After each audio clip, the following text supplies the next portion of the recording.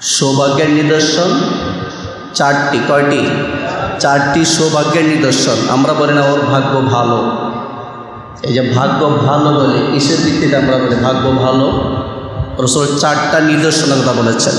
এক নাম্বার আল মারআতুস সালিহা, যার স্ত্রী নেককার হবে এর ভাগ্য ভালো, সৌভাগ্যের নিদর্শন এক নাম্বার।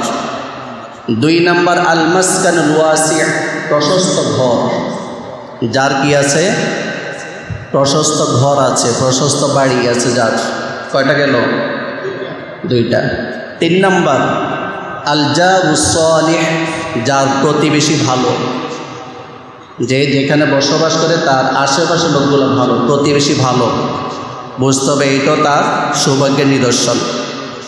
চার নাম্বার আল মারকাবুল হানি, যাকে আল্লাহ তাআলা ভালো যানবাহনের ব্যবস্থা করে দিয়েছেন, ভালো সওয়ারির ব্যবস্থা করে দিয়েছেন। বর্তমান জমানায় যাকে আল্লাহ তাআলা ভালো গাড়ির মালিক বানিয়ে দিয়েছেন, সৌভাগ্যের নিদর্শন। বলো তো সৌভাগ্যের নিদর্শন কয়টি? এক নাম্বার, আমার আলোচ্য বিষয় এগুলো আজকে। সৌভাগ্যের নিদর্শন কয়টি? এক নাম্বার নেককার স্ত্রী, দুই নাম্বার প্রশস্ত বাড়ির মালিক, সে প্রশস্ত ঘরের মালিক, তিন নাম্বার যার প্রতিবেশী ভালো, চার নাম্বার যানবাহন আছে তার, ভালো মানে যানবাহন আছে। কয়টা হলো? এই চারটাকে রাসূলুল্লাহ সাল্লাল্লাহু আলাইহি ওয়াসাল্লাম সৌভাগ্যের নিদর্শন বলেছেন দুনিয়ার দৃষ্টিকোণ থেকে। কোন দৃষ্টিকোণ থেকে? তাহলে বোঝা গেল সৌভাগ্য দুই প্রকার। কত প্রকার? দুই প্রকার। একটা হলো দুনিয়ার দিক থেকে, আর একটা হলো দুনিয়া এবং আখিরাতের দিক থেকে। সৌভাগ্য কত প্রকার?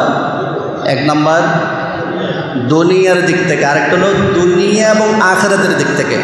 আচ্ছা, আমরা এখানে যারা আছি বলেন তো, আমরা কি দুনিয়ার দিক থেকে সৌভাগ্যের অধিকারী হতে চাই নাকি দুনিয়া এবং আখিরাত উভয়টার দিক থেকে? তাহলে দুনিয়ার দিক থেকে সৌভাগ্যের নিদর্শন কয়টা? চারটা। আর আখিরাতের দিক থেকে সৌভাগ্যের নিদর্শন দুইটা। আখিরাতের দিক থেকে সৌভাগ্যের নিদর্শন কয়টা? দুইটা। আখিরাতের দিক থেকে সৌভাগ্যের নিদর্শন একদম সহজ, ঈমান এবং নেক আমল। আখিরাতের দিক থেকে সৌভাগ্যের নিদর্শন এক নাম্বার ঈমান, দুই নাম্বার নেক আমল। কারণ ঈমান আনলে তার ভাগ্য ভালো, নেক আমল করলে তার ভাগ্য ভালো। কিভাবে? সে জাহান্নাম থেকে মুক্তি পাবে, জান্নাত লাভ করবে, এটা তার ভাগ্য ভালো। বলেন তো, যে ব্যক্তির ঈমান আছে, নেক আমল আছে, সে যদি ইন্তেকালের পর জান্নাত পায়, জাহান্নাম থেকে মুক্তি পায়, দুনিয়ার জীবনের সামান্য দুঃখ কষ্ট আসলেও তার ভাগ্য ভালো না খারাপ? ভালো। আচ্ছা, কোনো ব্যক্তিকে আল্লাহ রাব্বুল আলামিন ওই চারটা নিদর্শন দিয়েছেন, তার স্ত্রী ভালো, তার প্রশস্ত বাড়ি আছে, সৎ প্রতিবেশী আছে, ভালো মানের গাড়ি আছে, কিন্তু নেক আমল করে নাই, জাহান্নাম থেকে মুক্তি পায় নাই, জান্নাত লাভ করতে পারে নাই, তার ভাগ্য ভালো না খারাপ? তা আমার আজকের আলোচ্য বিষয় দুনিয়ার দৃষ্টিকোণ থেকে সৌভাগ্যের নিদর্শন চারটি, এগুলো আলোচনা করব। আখিরাতের সৌভাগ্য নিয়ে না, দুনিয়ার সৌভাগ্যের নিদর্শন কয়টি? চারটি। এক নাম্বার আল মারআতুস সালিহা, যার স্ত্রী নেককার, তার ভাগ্য ভালো, কারণ আল্লাহ তাআলা তাকে বড় একটি নিয়ামত দান করেছেন। আল মারআতুস সালিহা কাকে বলে? নেককার স্ত্রী কাকে বলে? অনেকগুলো গুণ আছে নেককার স্ত্রীর। বিশেষ করে নামাজ, রোজা, হজ ফরজ হলে হজ, যাকাত ফরজ, যাগুলো তো দিবেই। সে স্বামীর আনুগত্য করে, এবং স্বামী যদি বাহিরে থাকে, সফরে যায়, অথবা দেশের বাহিরে যায়, অফিসে যায়, বাসার বাহিরে যায়, তখন স্বামীর ধন সম্পদ হেফাজত করে, সন্তান নিয়ে সে ব্যস্ত থাকে এবং নিজের ইজ্জত হেফাজত করে। এ হচ্ছে নেককার স্ত্রী। বলেন নেককার স্ত্রী কাকে বলে? যে ব্যক্তির স্বামীর আনুগত্য করে, স্বামীর কথা মানে, আর স্বামীর অনুপস্থিতিতে স্বামীর সম্পদের হেফাজত করে, খেয়ানত করে না। বাপের বাড়িতে টাকা পাঠিয়ে দেয় না চুরি করিয়া, স্বামীর টাকা খেয়ানত করে না। ভাইকে চুপে চুপে টাকা দিয়ে দেয় না স্বামীর অনুমতি ছাড়া। এমন স্ত্রী আছে নাকি? নাই। সে নামাজ পড়ে কিন্তু খেয়ানত করে। বলেন ভালো না খারাপ? কারণ নামাজ পড়া এটা আল্লাহর হক, আর স্বামীর অনুমতি ছাড়া স্বামীর বেশি পরিমাণে টাকা দিয়ে দেওয়া, এটা হচ্ছে স্বামীর মালের মধ্যে সে খেয়ানত করলো, এটা চুরি করলো সে। আর স্বামী যদি এমনিতে অনুমতি দিয়ে যে 2-4 টাকা 5 টাকা 10 টাকা তুমি খরচ করতে পারবা, সমস্যা নেই, কোনো ভিক্ষুক আসলে তুমি দিয়ে দিতে পারবা। স্বামী যদি আগে থেকে অনুমোদন দিয়ে দেয় সেটা ভিন্ন কথা। অনেক স্বামী আছে খবরদার আমারও জানতে তুমি 1 টাকা খরচ করতে পারবা না। ওই স্ত্রী যদি স্বামীর অনুমতি ছাড়া খরচ করে তাহলে কিন্তু এখানে সমস্যা। তবে আবার যে স্বামী স্ত্রীর ঠিকভাবে খরচ দেয় না এবং প্রয়োজনীয় জিনিসগুলো কিনে দেয় না, ওই স্ত্রী স্বামীর টাকা থেকে তার প্রয়োজনীয় জিনিস কিনতে পারবে কি পারবে না সেটা আবার ভিন্ন একটা কথা আছে। তো যাই হোক, আলমারআতুস সালিহা বলা হয় সেই নারীকে, সেই স্ত্রীকে যে স্ত্রী স্বামীর কথা মানে এবং স্বামীর অনুপস্থিতিতে স্বামীর সম্পদের হেফাজত করে, সন্তান লালন পালন করে এবং নিজের ইজ্জতের হেফাজত করে, নিজের সতীত্বের হেফাজত করে। এ হচ্ছে ভালো নারী। এই গুণটা যার স্ত্রীর মধ্যে আছে তার এই দুনিয়ার জীবনটা বেহেশতের জীবনের মতন হয়ে যায়। সুবহানাল্লাহ। আর এই গুণটা যার মধ্যে নেই, যার স্বামী এবং স্ত্রীর স্বভাব এবং চরিত্রের মধ্যে মিল নাই, তখন এই দুনিয়ার জীবনটা তার কাছে জাহান্নামের জ্বলন্ত আগুনের মতো মনে হবে। এটা প্রতিটি ঘরে ঘরে যাদের সমস্যা আছে তারা ছাড়া কেউ বুঝবে না। তাহলে বলেন, দুনিয়ার দিক থেকে সৌভাগ্যের প্রথম নিদর্শন কি? ভালো স্ত্রী, নেককার স্ত্রী। কারণ এই স্ত্রী যদি নেককার হয়, স্বামীকে সে আখিরাতের কাজে উৎসাহ দেবে। নামাজের জন্য বলবে, রোজা রাখার জন্য বলবে, হজ ফরজের হজের কথা বলবে, জাকাত আদায় না করলে জাকাতের কথা বলবে, গুনাহ থেকে বেঁচে থাকার জন্য বলবে। এই নেককার স্ত্রী স্বামীর জন্য জান্নাতে যাওয়ার জন্য সহায়ক। বলেন, কি বললাম? নেককার স্ত্রী স্বামী কোথায় যাওয়ার জন্য সহায়ক? তাহলে এই দৃষ্টিকোণ থেকে আখিরাতের জন্য সৌভাগ্য হয়ে গেল। শর্ত হলো স্ত্রী নেককার হতে হবে।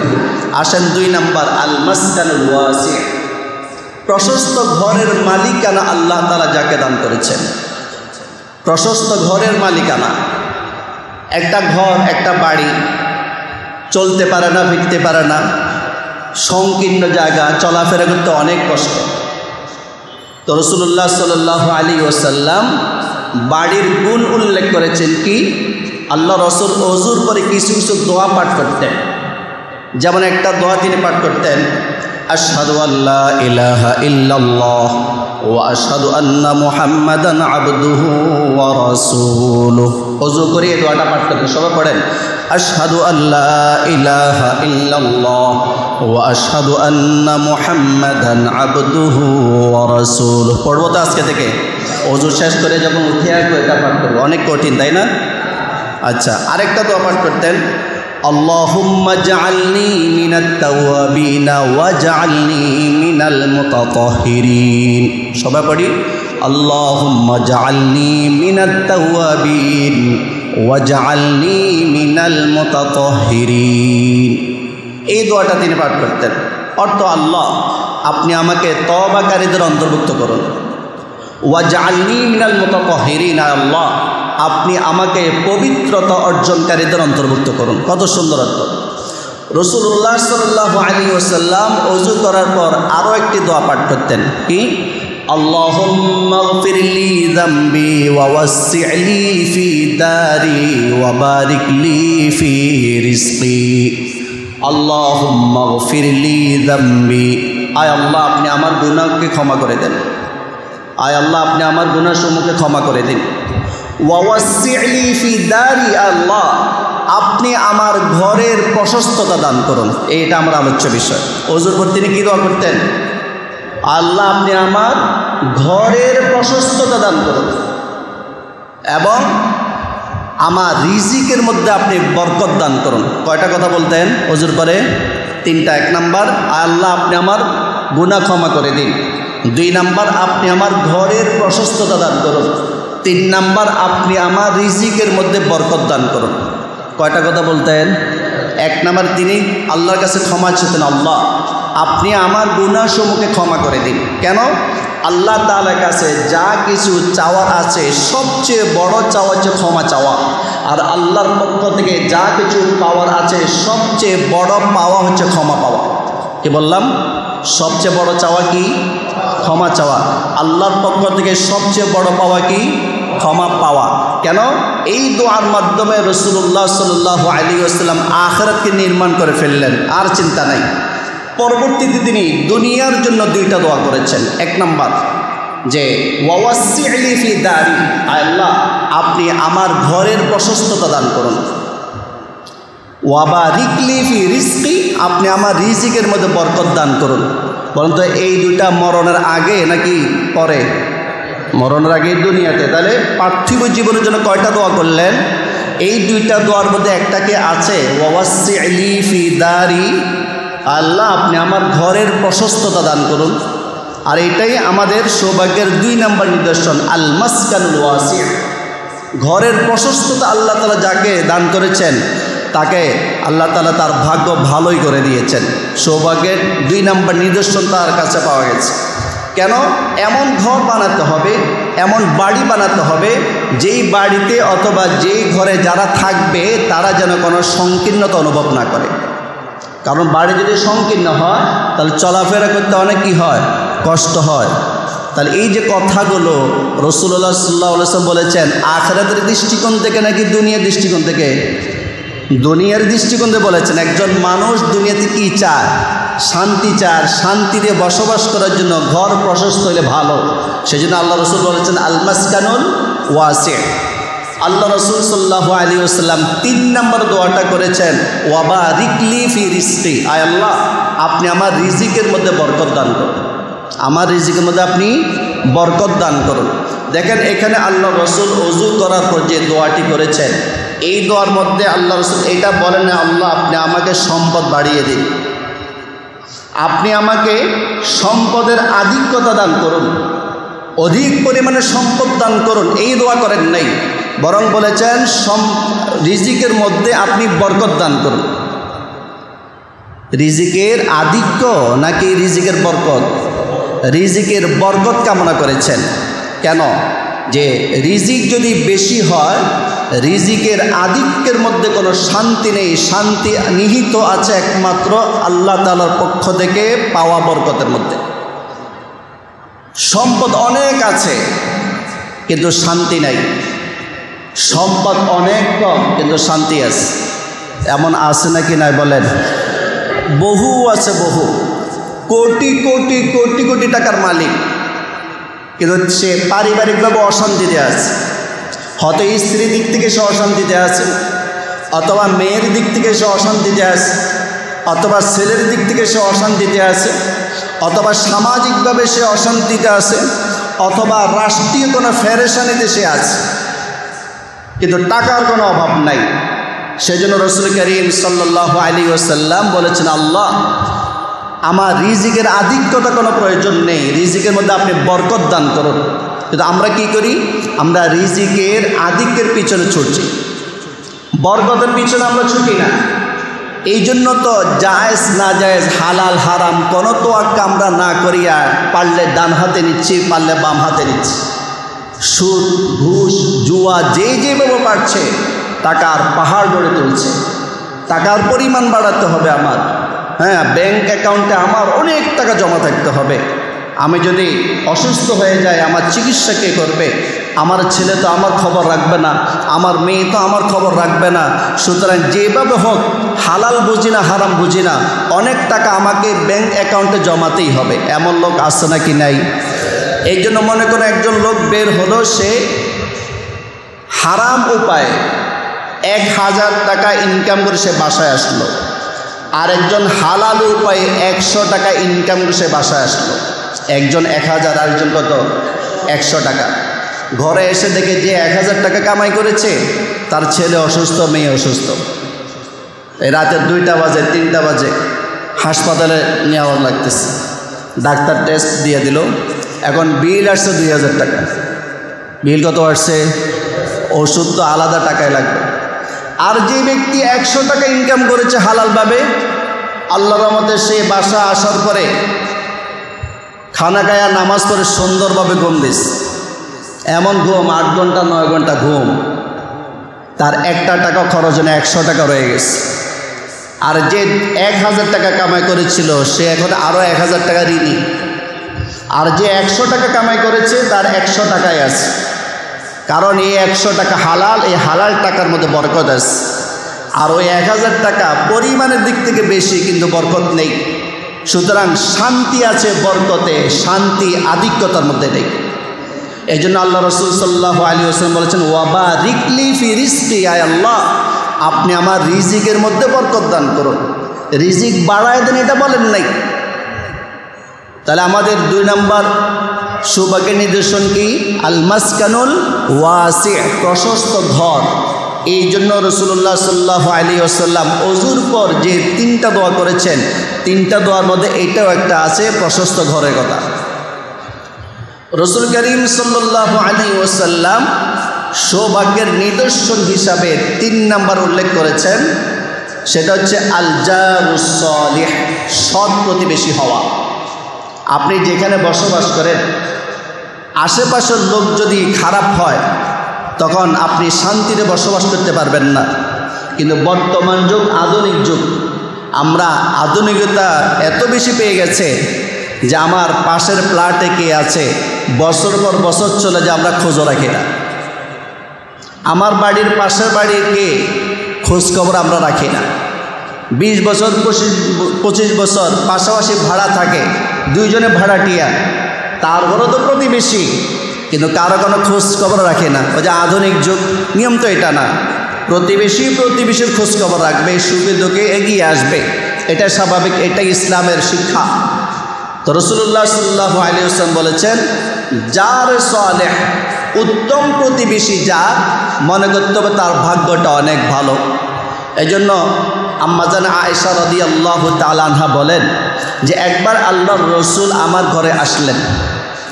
তো আল্লাহ রসুলের স্ত্রী যেহেতু একাধিক ছিলেন, কোন স্ত্রীর কাছে আল্লাহ রসুল কোন দিন যাবেন এটা নির্ধারিত ছিল।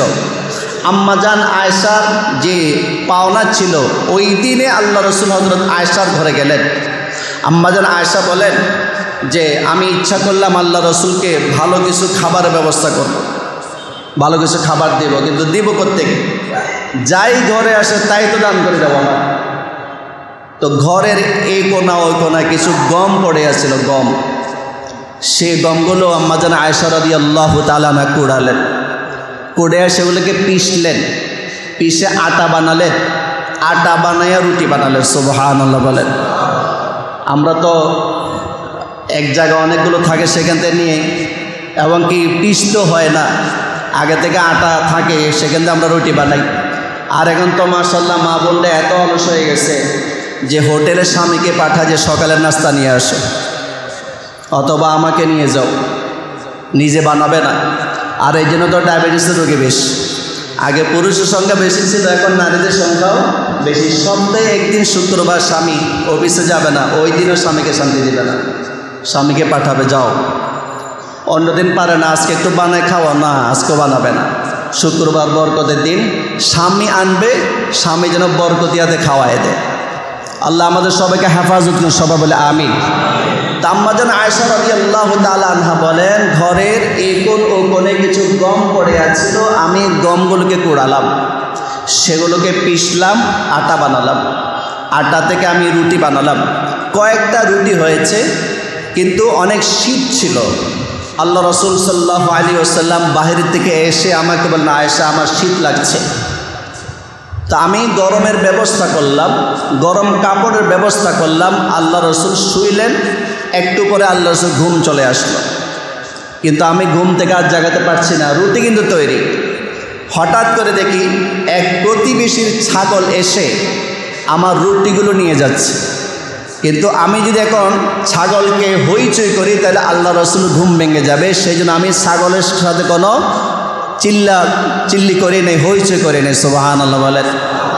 মানে স্বামীর খেদমত, আমি ছাগলে যদি ডাক দিই, হইচই করে আল্লাহ রসুল ঘুম ভেঙে যাবে।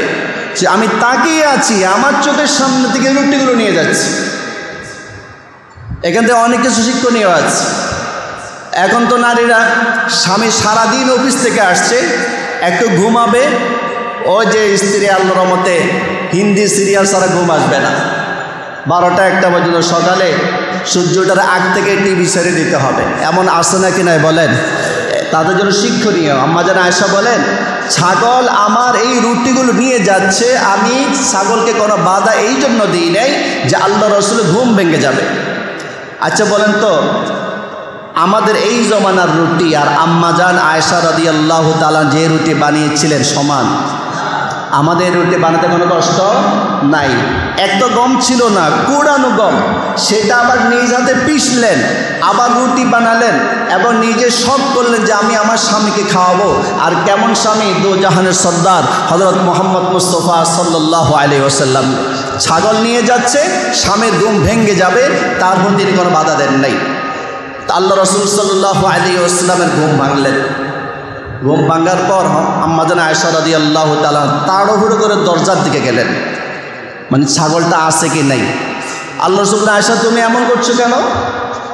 আম্মা জান আয়েশা রাদিয়াল্লাহু তাআলা পুরো ঘটনাটা বলেন, ইয়া রাসূল এই অবস্থা, আমি বাধা এই জন্য দিই যে আপনার ঘুম ভেঙে যাবে।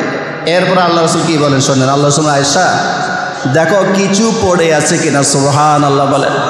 ছাগলদের রুটি নিয়ে গেছে, কিছু পড়ে আসছে কিনা দেখো, যদি পড়ে থাকে নিয়ে আসো, আমি খাবো। আল্লাহু আকবার বলেন। তিনি কি শুধু দুনিয়ার বাদশা নাকি দোনো জাহানের বাদশা? তিনি বলেন, আয়েশা দেখো কিছু পড়ে আছে কিনা। তবে আয়েশা, তুমি এই ছাগলের যে মালিক, তুমি এই প্রতিবেশীকে কষ্ট দিও না। তুমি প্রতিবেশীকে গিয়ে এই কথা বলো না যে তোমার ছাগল আমার রুটি খেয়ে ফেলছে, তোমার ছাগল আমার ক্ষতি করেছে।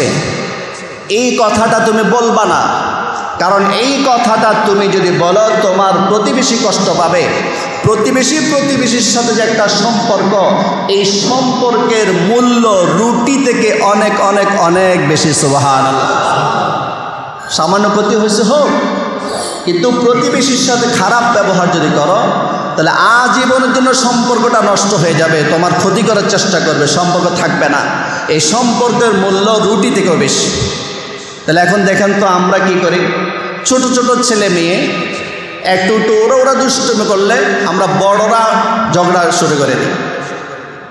এই যে একটা প্রতিবেশীর একটা সুসম্পর্ক, এটাকে তো নষ্ট হয়ে যায়। নষ্ট হয়ে যাওয়ার কারণে আপনার মেয়ের বিবাহতে সে খারাপ রিপোর্ট দেয়, আপনার মেয়ের বিবাহ হচ্ছে না কেন? আপনি দায়ী, আপনি আপনার প্রতিবেশীর সাথে খারাপ ব্যবহার করেছেন।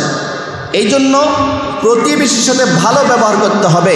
রাসূল করিম সাল্লাল্লাহু আলাইহি ওয়াসাল্লামকে এক সাহাবী প্রশ্ন করলেন, ইয়া রাসূলুল্লাহ, একজন মহিলা ফরজ নামাজ আদায় করে, ওয়াজিব ইবাদতগুলো আদায় করে, সুন্নতে মুআক্কাদা আদায় করে, নফল ইবাদত করে, আওয়াবিন নামাজ পড়ে, ইশরাক করে, তাসবিহ তাহলিল সব কিছু আদায় করে, কিন্তু সে তার প্রতিবেশীর সাথে খারাপ ব্যবহার করে। আল্লাহ রাসূল সাল্লাল্লাহু আলাইহি ওয়াসাল্লাম, লা খায়রা ফিহা হিয়া আহলুন নার, এই মহিলার মধ্যে কোনো প্রকারের কল্যাণ নেই। হিয়া আহলুন নার, ওই মহিলা জাহান্নামী। নাউযুবিল্লাহ বলেন। ইবাদতের কমতি আছে, ইবাদতের কমতি আছে, সব ধরনের ইবাদত করে। আবার সাহাবী বলেন, ইয়া রাসূলুল্লাহ, আরেক নারী শুধু ফরজ ইবাদতগুলো আদায় করে, ওয়াজিব আদায় করে, সুন্নতে মুআক্কাদা আদায় করে, কিন্তু কোনো নফল ইবাদত করে না, সপ্তাহে মাত্র একদিন দান সদকা করে।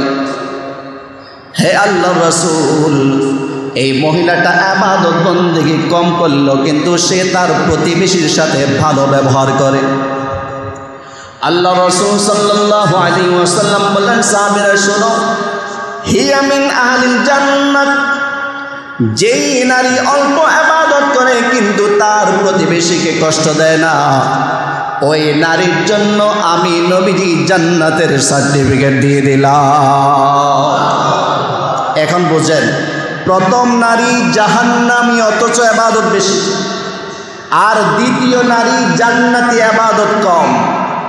কারণ কি?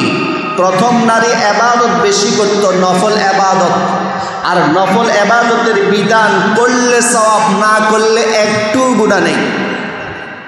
নফল ইবাদত করলে সওয়াব, না করলে কোনো গুনাহ নাই।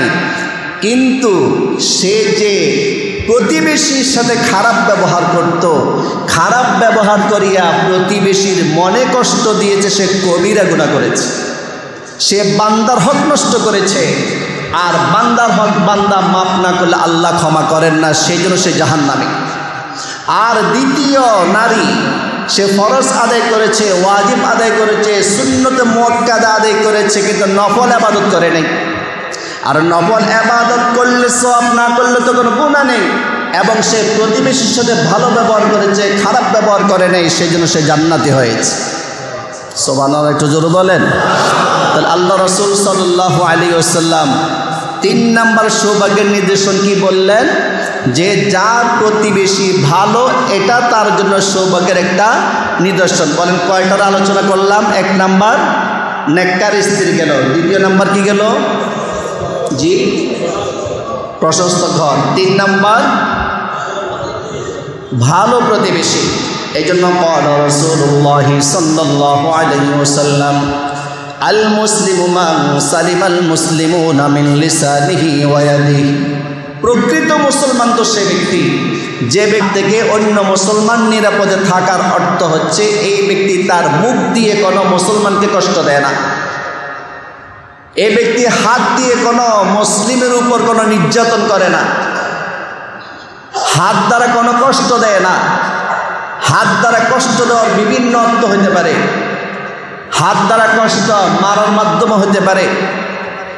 একজন গরিব বেচারা আপনার কাছে বিচার নিয়ে আসছে, আপনি গরিবের পক্ষে রায় না দিয়া ধনী লোকের পক্ষে রায় দিয়ে দিয়েছেন, বিনিময়ে আপনি কোটি কোটি টাকা নিয়েছেন, এটাও আপনি হাত দ্বারা একটা জুলুম করলেন।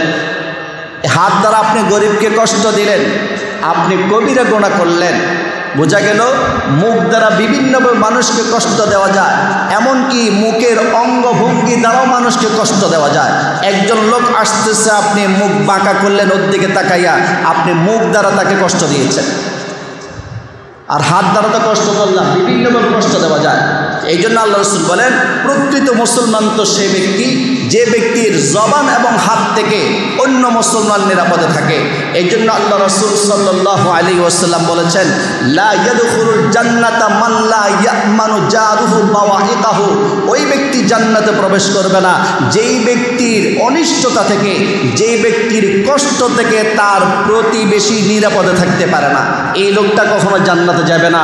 অন্য হাদিস আল্লাহ রাসূল বলেন, নাযিফু আফনিয়াতাকুম, তোমরা তোমাদের আঙ্গিনাকে পরিষ্কার পরিচ্ছন্ন রাখো। কেন? আপনি যদি আপনার বাড়ির সামনের দিকটাকে, আঙ্গিনাকে যদি আপনি অপরিষ্কার করে রাখেন, তাহলে প্রতিবেশীকে আপনি কষ্ট দিলেন। এরকম আছে নাকি নাই বলেন? এই যে বাড়ির ময়লাগুলো নিয়ে নিজের বাড়ির সামনে রাখবে না, আরেকজনের বাড়ির সামনে নিয়ে রেখে দেবে, আরেকজন বাড়ির গেটের সামনে রেখে দেবে, অথবা রোডে রেখে দেবে, যে রোড দিয়া হাজার হাজার মানুষ চলাফেরা করতেছে, পথচারীদেরকে কষ্ট দিচ্ছে। ঢাকা শহরে অনেক সময় দেখা যায় ময়লাওয়ালা আসছে কিন্তু ময়লা দিতে পারে না, এখন সে কী করে? আস্তে করে কাজের বুয়াকে দিয়ে রোডের মধ্যে রেখে আসে, রাতের অন্ধকারে রেখে আসতেছে। সকালবেলা যারা যায় তারা গন্ধে কাজ দিয়ে হাঁটতে পারতেছে না। এমন হয় কি হয় না বলেন? এই জন্য আল্লাহ রাসূল বলেছেন, নাযিফু আফনিয়াতাকুম, তোমরা তোমাদের ঘরের আঙ্গিনাকে পরিষ্কার পরিচ্ছন্ন রাখো। পরিষ্কার পরিচ্ছন্ন রাখো যাতে করে তোমার প্রতিবেশী তোমার দ্বারা কষ্ট না পায়। আর যদি আবর্জনা স্তূপ করে রাখো তাহলে তুমি তোমার প্রতিবেশীকে কষ্ট দিলা। কয়টা গেল সৌভাগ্যের নিদর্শন? 3টা গেল। 4 নাম্বার আল মারকাবুল হানি। আল মারকাবুল হানি অর্থাৎ যাকে আল্লাহ তাআলা ভালো একটা সওয়ারে দিয়েছেন। আগের যুগে সওয়ারে ছিল ঘোড়া, উট ইত্যাদি এগুলো ছিল। আর এখন যে যেটা ব্যবহার করে, যারা সাইকেল চালায় ভালো একটা সাইকেলের মালিক সে, যে সিএনজি চালায় ভালো একটা সিএনজির মালিক, যে প্রাইভেট কার চলে সে একটা প্রাইভেট কার একটা তার জন্য যানবাহন হয়ে গেল। এগুলো দুনিয়ার দিক থেকে একটা সৌভাগ্যতা, সৌভাগ্যের নিদর্শন। কিন্তু আমি আগে বলেছি এগুলো দুনিয়ার দিক থেকে, এগুলো আল্লাহ তাআলা যাকে দিয়েছেন ওই ব্যক্তি যদি আখিরাতমুখী হতে পারে, আখিরাতের কাজে এই নিয়ামতগুলো যদি সহায়ক হয় তাহলে এগুলো তার জন্য জান্নাতে যাওয়ার কারণ হবে। কিন্তু এই 4টা নিয়ামত পেয়েও যে ব্যক্তি না নামাজ পড়ে না, এই 4টি নিয়ামত পেয়েও যে ব্যক্তি হজ করে না, হজ ফরজ হওয়ার পরেও, এই 4টি নিয়ামত পাওয়ার পরেও যে ব্যক্তি যাকাত আদায় করে না, যাকাত ফরজ হওয়ার পরেও, এগুলো তার জন্য সৌভাগ্য হবে না, বরং এগুলো তার জন্য আরও বিপদের কারণ হবে। সেই জন্য আল্লাহ রাব্বুল আলামিন বলেন, ওয়াইলুল লিকুল্লি হুমাযাতিল লুমাযা, ওয়াইলুন দুর্ভোগ সে ব্যক্তির জন্য যে ব্যক্তি পরনিন্দা করে পশ্চাতে এবং যে ব্যক্তি পরনিন্দা করে সম্মুখে, আল্লাযী জামাআ মালাহু আদ্দাদা, দুর্ভোগ সে ব্যক্তির জন্য যে ব্যক্তি সম্পদ সঞ্চিত করে ও আদ্দাদা এবং বারবার গুনতে থাকে। বারবার গুনতে থাকার অর্থ কি? সে বারবার মানে সবসময় ফেরেশানিতে থাকে, সম্পদ বাড়লো না কমলো, বাড়লো না কমলো। গত বছর আমি কয় কোটি টাকার মালিক ছিলাম, আর এই বছর আমি কয় কোটি টাকার মালিক হইলাম। সব সময় এই চিন্তাটাই যে কীভাবে বাড়ানো যায়, কীভাবে বাড়ানো যায়। এবং সে কি মনে করে, ইয়াহসাবু আন্না মালাহু আখলাদা, সেই মনে করে তার ধন সম্পদ তার সাথেই সবসময় থাকবে। যারা সম্পদশালী, যাদের অভ্যাস এটা, শুধু গুনতে থাকে, বাড়ানোর চিন্তা থাকে, আল্লাহ বলেন ইয়াহসাবু, সে মনে করে আন্না মালাহু আখলাদা, তার সাথে তার সম্পদ সবসময় থাকবে। আসলে সম্পদ সবসময় থাকবে? ওয়াইলুল লিকুল্লি হুমাযাতিল লুমাযা আল্লাযী জামাআ মালাহু ওয়া আদ্দাদা ইয়াহসাবু আন্না মালাহু আখলাদা, সে যে মনে করে সম্পদ সবসময় থাকবে, আল্লাহ বলেন কাল্লা, কখনো না। তার ধারণা কখনো কি নয়। এখন তার শাস্তি কি? তিনটা অপরাধ তার। একটা হলো মানুষের অনুপস্থিতি গীবত করে, সমালোচনা করে, আরেকটা হলো সামনাসামনি সমালোচনা করে, অপমানিত করে, আরেকটা হলো সব সময় সম্পদ কীভাবে বাড়বে এই চিন্তা থাকে। এবং শাস্তি কি? আল্লাহ বলেন লা ইউমবাদান্না ফিল হুতামা, অবশ্যই এদেরকে নিক্ষেপ করা হবে পিষ্টকারীর মধ্যে। আল্লাহ বলেন ওয়ামা আদরাকা মাল হুতামা, হে নবী আপনি কি জানেন পিষ্টকারী কি? কত সুন্দর অনুবাদটা দেখেন, কয়টা গুণের কথা বলছেন। 1 নম্বর হলো যারা অনুপস্থিতি মানুষের দুশ্চর্চা করে। 2 নম্বর উপস্থিত, তারপর তার ক্ষমতা আছে, সে উপস্থিত অপমানিত করতেছে, ক্ষমতা আছে তার, মানে পদের দিক থেকে অনেক উপরে, এবং তার অধীনে যারা আছে সবার সামনে সে অপমানিত করতেছে। 2 নম্বর গুণা। 3 নম্বর গুণা সম্পদের পিছনে পড়ে থাকে। সম্পদ কীভাবে বাড়াবে, হালাল হারাম তো একটা করে না, সব সময় সম্পদ গুনতে থাকে কীভাবে বাড়বে। আল্লাহ বলেন এদের ধারণা কখনো ঠিক না যে এই সম্পদ সবসময় থাকবে, বরং লায়ুম বাদান্না ফিল হুতামা, এদেরকে নিক্ষেপ করা হবে হোতামার মধ্যে, অর্থাৎ পিষ্টকারের মধ্যে। এখন আমরা তো বুঝি নাই হোতামা কি, পিষ্টকারী কি। আল্লাহ রসুলকে আল্লাহ প্রশ্ন করতেছেন ওয়ামা আদরাকা মাল হুতামা, এই 3টা অপরাধ যারা করবে আমি আল্লাহ যে তাদেরকে হোতামার মধ্যে নিক্ষেপ করব, পিষ্টকারীর মধ্যে নিক্ষেপ করব। হে আল্লাহ, হে রাসূল আপনি কি জানেন হোতামা কি, পিষ্টকারী কি? এখন রসুল যে কিছু বলে না, আল্লাহ নিজে উত্তর দিচ্ছে নারুল্লাহিল মুকাদা, এই হোতামা হচ্ছে আল্লাহর প্রজ্বলিত অগ্নি। হোতামার অর্থ কি? আল্লাহর প্রজ্বলিত অগ্নি, মানে আল্লাহর জাহান্নামের আগুন। এই আগুন কি করবে? আল্লাযী তাত্তালিউ আলাল আফইদা, এই আগুন মানুষের কলিজা পর্যন্ত পৌঁছে যাবে। যারা এই 3টা অপরাধ করবে জাহান্নামের আগুন কোন পর্যন্ত পৌঁছবে? সবাই বলেন কোন পর্যন্ত পৌঁছবে? প্রশ্ন হয় এখানে কলিজা পর্যন্ত পৌঁছবে, এই কথাটা আল্লাহ কেন বললেন? কি দরকার? পুরো শরীরটাই যদি জাহান্নামের আগুনে নিক্ষিপ্ত হবে তাহলে পুরো শরীর তো জ্বলবে, শুধু কলিজার কথা কেন বললো, হৃদয়ের কথা আল্লাহ তাআলা কেন বললো? মুফাসসিরিন কেরাম বলেন বলার কারণ হচ্ছে দুনিয়ার আগুনের মধ্যে মানুষ যদি নিক্ষেপ করা হয় তখন ওই দুনিয়ার সামান্য আগুনটা, যেটা তেজ বেশি নেই, এই আগুনটা মানুষের কলিজায় পৌঁছার আগে মানুষ মৃত্যুবরণ করে। কোন একজন মানুষকে যদি আগুনের মধ্যে নিক্ষেপ করা হয়, কলিজা পর্যন্ত আগুন পৌঁছা লাগবে না, এর আগেই সে মরে যাবে। কিন্তু জাহান্নামীদের কোনো মৃত্যু নেই, জান্নাতীদের কোনো মৃত্যু নেই। আল্লাহ রাব্বুল আলামিন জান্নাতী আর জাহান্নামীদেরকে ডাক দিয়ে বলবেন আজকে আমি আল্লাহ মৃত্যুকেও মৃত্যু দিয়ে দিলাম, কোনো আর মৃত্যু হবে না। সুতরাং যারা জান্নাত আছে সবসময় জান্নাতে থাকবা, সুখ ভোগ করবা, আরাম ভোগ করবা, আর যারা জাহান্নামের শাস্তি ভোগ করতে থাকবা। আজকে থেকে যত শাস্তি পাও না কেন, মৃত্যু কিন্তু আর হবে না। দুনিয়ার আগুন কলিজায় পৌঁছার আগে আগে মানুষ মরে যায়, কিন্তু জাহান্নামের আগুন কলিজা পর্যন্ত পৌঁছবে, মানুষ মরবে না, যাতে করে সে শাস্তি কি, ব্যথা কি, এটা পরিপূর্ণ রূপে সে যেন অনুভব করতে পারে। তো যারা তিনটা অপরাধ করবে, কি কি বলেন তো? তিনটা অপরাধ করবে। এক নাম্বার কি? পরনিন্দা, মানুষের অনুপস্থিতিতে দুশ্চর্চা করে। 2 নাম্বার সামনাসামনি মানুষকে অপমানিত করে। 3 নাম্বার সম্পদের পিছনে পড়ে থাকে, সে সব সময় সম্পদ গণনার পিছনে পড়ে দেয়, কীভাবে বাড়াবে, হালাল হারাম তোয়াক্কা করে না, জাকাত দেয় না, এই সম্পদ অন্যায়ভাবে সে ব্যয় করে। তাহলে এদেরকে শাস্তি আল্লাহ তাআলা হোতামার মধ্যে নিক্ষেপ করবেন, পিষ্টকারীর মধ্যে নিক্ষেপ করবেন। আল্লাহ প্রশ্ন করেছেন, আপনি কি জানেন হোতামা কি? আল্লাহ নিজে উত্তর দিচ্ছেন, নারুল্লাহিল মুকাদা, এটা হচ্ছে আল্লাহর প্রজ্বলিত অগ্নি, এটা আল্লাতী তাত্তালিউ আলাল আফইদা, এটা মানুষের কলিজা পর্যন্ত পৌঁছবে। তারপরে নারুল্লাহিল মুকাদাতুল্লাতী তাত্তালিউ আলাল আফইদা ইন্নাহা আলাইহিম মুকসাদাতুন ফি আমাদিন মুমাদ্দাদা। আল্লাহ রাব্বুল আলামিন বলেন, এই যে জাহান্নামের আগুনে এদেরকে নিক্ষেপ করার পর, জাহান্নামের আগুনে লম্বা লম্বা খুঁটি থাকবে, আমি আল্লাহ এদেরকে 3টা অপরাধ কেন করলো? এই 3টা অপরাধের কারণে জাহান্নামের আগুন তো কলিজায় পৌঁছবেই, এবং জাহান্নামের আগুনের মধ্যেই লম্বা লম্বা খুঁটির মধ্যে এদেরকে বেঁধে রাখা হবে, নড়াচড়া করতে পারবে না। কেমন সামান্য একটু তাপ লাগলে আমরা কি করি? একটু নড়াচড়া করি। আল্লাহ বলেন না, একদম লম্বা লম্বা খুঁটির মধ্যে এদেরকে বেঁধে রাখা হবে। তো যাক, আমার আলোচ্য বিষয় হচ্ছে যে সম্পদ যাকে আল্লাহ তাআলা বেশি দিবেন, এই বেশির মধ্যে কিন্তু শান্তি নেই, বরং কিসের মধ্যে শান্তি আছে? বরকতের মধ্যে শান্তি আছে। যে সৌভাগ্যের 4টা নিদর্শন, 1 নাম্বার সবাবারের আজকের বয়ানের সারাংশ, আল্লাহ তাআলা যাকে 4টা নিদর্শন দিয়েছেন, ওগুলো হচ্ছে সৌভাগ্যের নিদর্শন দুনিয়ার দৃষ্টিকোণ থেকে।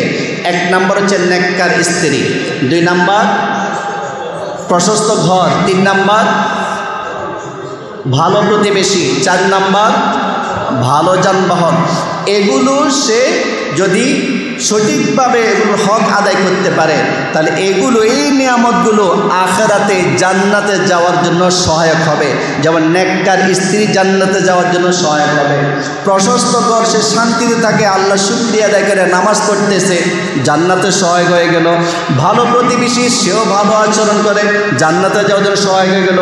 ভালো যানবাহন আছে, সেই আরোহণ করিয়ে করিয়া, যেখানে শুনে যে একটা ওয়াজ মাহফিল আছে, তাফসির মাহফিল আছে, ভালো কথাবার্তা হবে, গাড়ি দিয়ে সেখানে চলে যাচ্ছে, সেই যানবাহনকে ভালো কাজে লাগাইল, এগুলো জান্নাতে যাওয়ার জন্য সহায়ক হলো। আর এর ব্যতিক্রম যদি করি, এগুলো সৌভাগ্যের নিদর্শন হবে না, বরং কি হবে? জাহান্নামে যাওয়ার জন্য কারণ হবে। যেমন যার স্ত্রী খারাপ, এই স্ত্রীটা স্বামীকে কোথায় নিবে? জাহান্নামে নেওয়ার জন্য কারণ হবে। তারপরে 2 নাম্বার কি? যা ঘরটাকে সংকীর্ণ, তার মনটা খারাপ হয়ে গেল, কি করলাম, তার ভালো লাগবে না, ইবাদত করতে ভালো লাগবে না, এখন সে নামাজও পড়ে না, এই যে জাহান্নামে যাওয়ার জন্য কারণ হয়ে গেল। এই জন্য আমাদের ওলামায়ে কেরাম বলেন, মানুষ আজকে টাকার পিছনে ঘুরে, আসলে এত বেশি টাকার পিছনে না ঘুরিয়া তার সবচেয়ে বেশি জরুরি একটা ঘর বানানো আগে, যাতে করে সে অন্যের কাছে হাত পাততে না হয়, অন্যের কাছে সাহায্য চাইতে না হয়, বরং একটা ঘর, প্রশস্ত ঘর। দেখেন তো, আল্লাহ রাসূল সাল্লাল্লাহু আলাইহি ওয়াসাল্লাম ঘরের প্রশংসিত গুণ উল্লেখ করেছেন প্রশস্ততা, কিন্তু ঘরের কারুকার্যতা আছে, ঘরের রংচং আছে, এগুলো কথা আল্লাহ রাসূল বলেন নাই।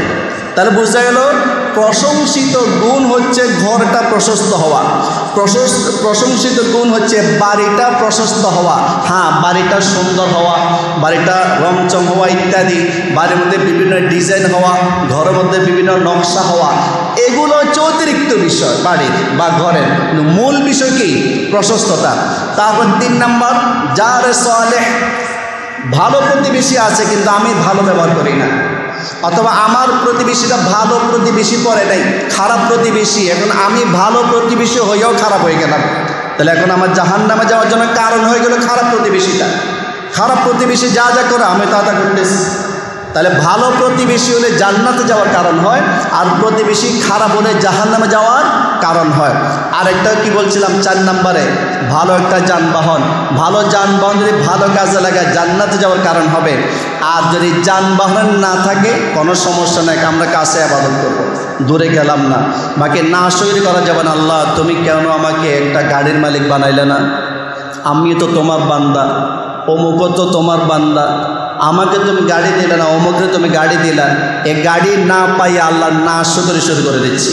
আল্লাহ যে আমাকে আরও নিয়ামত দিয়েছেন সেগুলো শুকরিয়া আদায় করতেছি না। তাহলে গাড়ি না পাইয়া শুকরিয়া আদায় না করার কারণে অন্য অন্য নিয়ামতের, এখন এই গাড়ি না পাওয়াটাও আমার জাহান্নামে যাওয়ার কি হয়ে যাবে, কারণ হয়ে যাবে। এক কথা এই 4টা জিনিস জান্নাতে যাওয়ার কারণ হবে, আর এই 4টা জিনিস যদি না থাকে জাহান্নামে যাওয়ার কারণ হবে।